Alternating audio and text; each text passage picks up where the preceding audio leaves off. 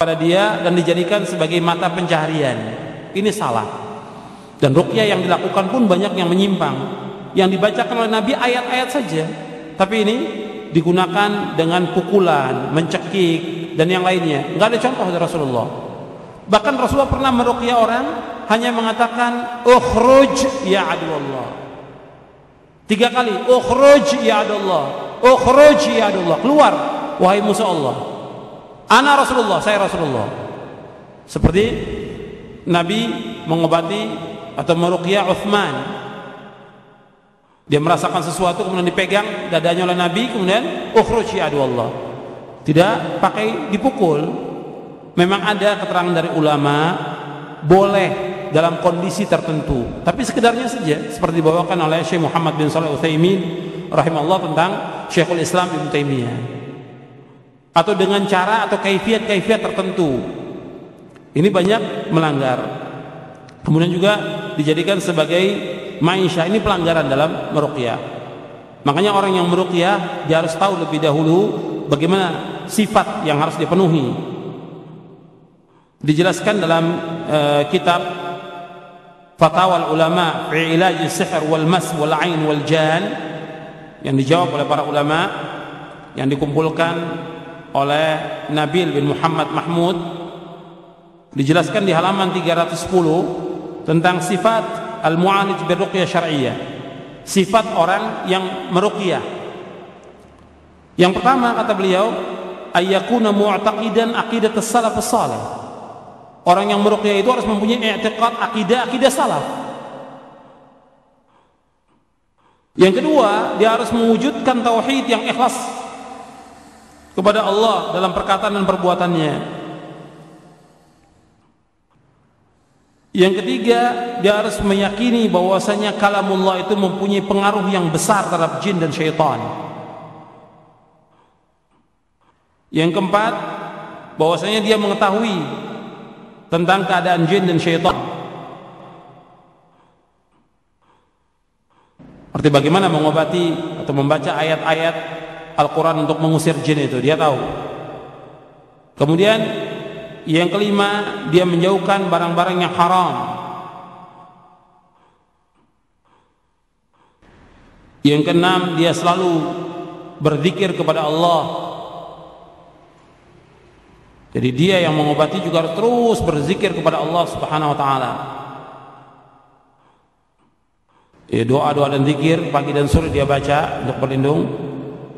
Kemudian dia ikhlas dalam meruqyah, tidak mensyaratkan upah, tidak mengharapkan sesuatu, tapi dia ingin mengobati orang, memberikan manfaat kepada saudaranya. Dan dia yang terakhir iltizam, multazim kepada Al-Quran dan Sunnah ketika dia mengobatinya. Dan tentang syarat ruqyah tadi sudah saya sebutkan 3, kemudian ditambah lagi dengan yang lainnya, yaitu tidak boleh meruqyah itu, ini syarat orang yang meruqyah. Tapi syarat ruqyah itu sendiri yang tadi sudah saya sebutkan 3, ditambah lagi dengan yang lain, yaitu tidak boleh dia meruqyah atau meminta atau berlindung atau berdoa kepada selain Allah. Tidak boleh. Tidak boleh juga lafaz ruqyah itu dengan lafaz yang haram, seperti mencaci maki, kemudian mencela, kemudian menghina. Kemudian juga tidak boleh dengan cara-cara yang haram, cara-cara yang tidak benar, dengan gerakan tertentu, dengan sifat tertentu yang tidak diajarkan oleh Rasulullah sallallahu alaihi wa ala alihi wasallam. Jadi ini harus dipahami tentang cara meruqyah, dan yang seperti ini siapa saja pun bisa meruqyah. Nah, sekarang ini mesti ada orangnya khusus yang meruqyah. Kemudian orang datang kepada dia seperti dia sebagai tabib, sebagai dokter yang bisa mengobati berbagai macam penyakit. Dan nanti orang-orang yang meruqyah ini akan timbul dalam hatinya sifat sombong, sifat ujub, dan dia menganggap bahwa dialah yang bisa mengeluarkan jin, mengeluarkan syaitan. mengobati penyakit. Padahal ini amanah dari Allah SWT. Yang biasa dia bantu, dia bantu. Tapi kalau dia tidak sanggup, ya sudah. Karena para ulama tidak menjadikan ruqyah ini sebagai mata pencaharian dan tidak menjadikan sebagai pekerjaan khusus ruqyah ini. Jadi mereka sibuk dengan dakwah, mereka sibuk mengajak orang kepada jalan yang benar. Nah, kalau ada orang yang sakit dia bantu, tapi menjadikan sebagai pekerjaan tetap, ini tidak dilakukan oleh Rasulullah, tidak dilakukan oleh para sahabat, tidak dilakukan juga oleh para tabi'in.